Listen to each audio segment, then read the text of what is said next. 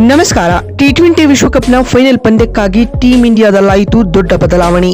ತಂಡಕ್ಕೆ ಎಂಟ್ರಿ ಕೊಟ್ಟನು ಹೊಸ ಆಟಗಾರ. ಹೀಗಿರಲಿದೆ ನೋಡಿ ಭಾರತದ ಬಲಿಷ್ಠ ಪ್ಲೇಯಿಂಗ್ 11. ಹಾಗಾದರೆ ಸುದ್ದಿಯ ಕಂಪ್ಲೀಟ್ ಮಾಹಿತಿ ಏನು? ಅಷ್ಟಕ್ಕೂ ಕಿವೀಸ್ ವಿರುದ್ಧದ ಟಿ20 ವಿಶ್ವಕಪ್ನ ಫೈನಲ್ ಪಂದ್ಯಕ್ಕೆ ಭಾರತದ ಪ್ಲೇಯಿಂಗ್ 11 ಕಾಂಬಿನೇಷನ್ ಯಾವ ರೀತಿಯಾಗಿರಲಿದೆ ಮತ್ತು ಪಂದ್ಯದ ಪಿಚ್ ಕಂಡೀಷನ್ ಹೇಗಿದೆ ಎನ್ನುವುದರ ಕಂಪ್ಲೀಟ್ ಮಾಹಿತಿಯನ್ನ ತಿಳಿಸ್ಕೊಡ್ತಾ ಹೋಗ್ತೀನಿ. ಆದ್ದರಿಂದ ಕೊನೆವರೆಗೂ ನೋಡಿ. ಆದರೆ ಅದಕ್ಕಿಂತಲೂ ಮುನ್ನ ನೀವು ಕೂಡ ಟೀಂ ಇಂಡಿಯಾದ ಅಭಿಮಾನಿಗಳಾಗಿದ್ದರೆ ಈ ಕೂಡಲೇ ವಿಡಿಯೋಗೊಂದು ಲೈಕ್ ಮಾಡಿ ಹಾಗೂ ನಮ್ಮ ಚಾನೆಲ್ಗೊಂದು ಸಬ್ಸ್ಕ್ರೈಬ್ ಮಾಡಿ. ಹೌದು, ಕೋಟಿ ಕ್ರಿಕೆಟ್ ಅಭಿಮಾನಿಗಳು ಕಾಯುತ್ತಿದ್ದ ಕ್ಷಣ ಕೊನೆಗೂ ಬಂದೇ ಬಿಡ್ತು. 1 ತಿಂಗಳ ಕಾಲ ಎಡೆ ಬಿಡದೆ ಕ್ರಿಕೆಟ್ ಅಭಿಮಾನಿಗಳನ್ನ ರಂಜಿಸಿದ್ದ ಟಿ20 ವಿಶ್ವಕಪ್ ಇದೀಗ ಕ್ಲೈಮ್ಯಾಕ್ಸ್ ಹಂತಕ್ಕೆ ಬಂದು ನಿಂತಿದೆ. ಸೆಮಿಫೈನಲ್ ಪಂದ್ಯದಲ್ಲಿ ಇಂಗ್ಲೆಂಡ್ ತಂಡವನ್ನ ಬಗ್ಗು ಬಡಿದಿದ್ದ ಭಾರತ ದಾಖಲೆಯ 4ನೇ ಬಾರಿಗೆ ಫೈನಲ್ಗೆ ಕಾಲಿಟ್ಟಿದೆ ಸ್ನೇಹಿತರೆ. ಮತ್ತು ಫೈನಲ್ನಲ್ಲಿ ಕಿವೀಸ್ ತಂಡವನ್ನ ಎದುರಿಸಲಿದೆ. ಭಾರತ ಮತ್ತು ನ್ಯೂಜಿಲೆಂಡ್ ನಡುವಿನ ಟಿ20 ವಿಶ್ವಕಪ್ನ ಈ ಫೈನಲ್ ಪಂದ್ಯ ಇದೇ ಮಾರ್ಚ್ 8ರಂದು ಭಾನುವಾರ ನಾಳೆ ಅಹಮದಾಬಾದ್ನ ನರೇಂದ್ರ ಮೋದಿ ಸ್ಟೇಡಿಯಂನಲ್ಲಿ ಎದುರಿಸಲಿದೆ ಸ್ನೇಹಿತರೆ.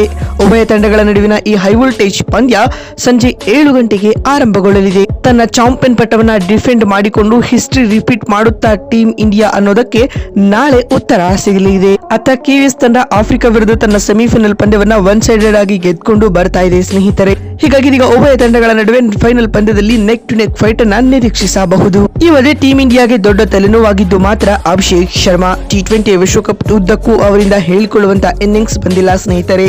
ಹೀಗಾಗಿ ಫೈನಲ್ ಪಂದ್ಯಕ್ಕೂ ಮುನ್ನ ಅವರನ್ನ ಡ್ರಾಪ್ ಮಾಡಬೇಕೆನ್ನುವ ಕೂಗು ಕೇಳಿ ಬರ್ತಿದ್ರು ಕೂಡ ಮತ್ತೊಂದು ಚಾನ್ಸ್ ಅವರಿಗೆ ಸಿಗುತ್ತೆ. ತನ್ನ ಬೆಸ್ಟ್ ಪರ್ಫಾರ್ಮೆನ್ಸ್ ಅನ್ನ ಈ ಕ್ರೂಷಿಯಲ್ ಮ್ಯಾಚ್ ನಲ್ಲಿ ಅಭಿ ನೀಡಲಿ ಎಂದು ಆಶಿಸೋಣ. ಮತ್ತೊಂದು ಕಡೆ ವರುಣ್ ಚಕ್ರವರ್ತಿ ಕೂಡ ಅತ್ಯಂತ ದುಬಾರಿ ಬೌಲರ್ ಆಗಿ ಕಾಣಿಸಿಕೊಳ್ತಾ ಇದ್ದಾರೆ.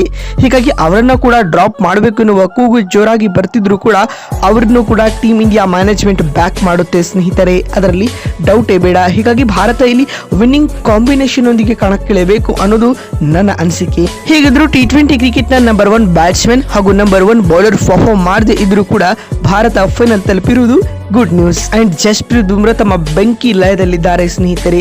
ತನ್ನ ಯಾರ್ಕರ್ಗಳ ಮೂಲಕ ವಿರೋಧಿ ತಂಡಗಳನ್ನ ಕಟ್ಟಿ ಹಾಕ್ತಾ ಇದ್ದಾರೆ. ಹೀಗಾಗಿ ಇದು ಭಾರತಕ್ಕೆ ಪ್ಲಸ್ ಪಾಯಿಂಟ್ ಆಗಲಿದೆ. ಇದಲ್ಲದೆ ಟೀಂ ಇಂಡಿಯಾ ತನ್ನ ಕ್ಯಾಚ್ ಎಫಿಷಿಯನ್ಸಿಯು ಕೂಡ ಉತ್ತಮ ಪಡಿಸಿಕೊಂಡಿದೆ. ಕ್ಯಾಚಸ್ ವಿನ್ ಮ್ಯಾಚಸ್ ಅನ್ನೋ ಮಾತಿದೆ.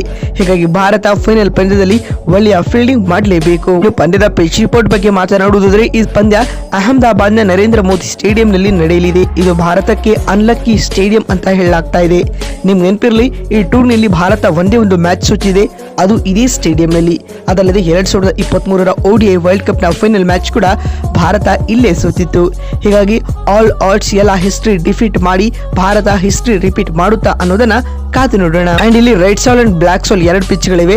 ರೈಟ್ ಸಾಲ್ ಕೊಟ್ಟರೆ ಬ್ಯಾಟಿಂಗ್ ಫ್ರೆಂಡ್ಲಿ ಅಂಡ್ ಬ್ಲಾಕ್ ಸಾಲ್ ಕೊಟ್ಟರು ಕೂಡ ಬ್ಯಾಟಿಂಗ್ ಫ್ರೆಂಡ್ಲಿ ಅಂತಾನೆ ಹೇಳ್ಬೋದು.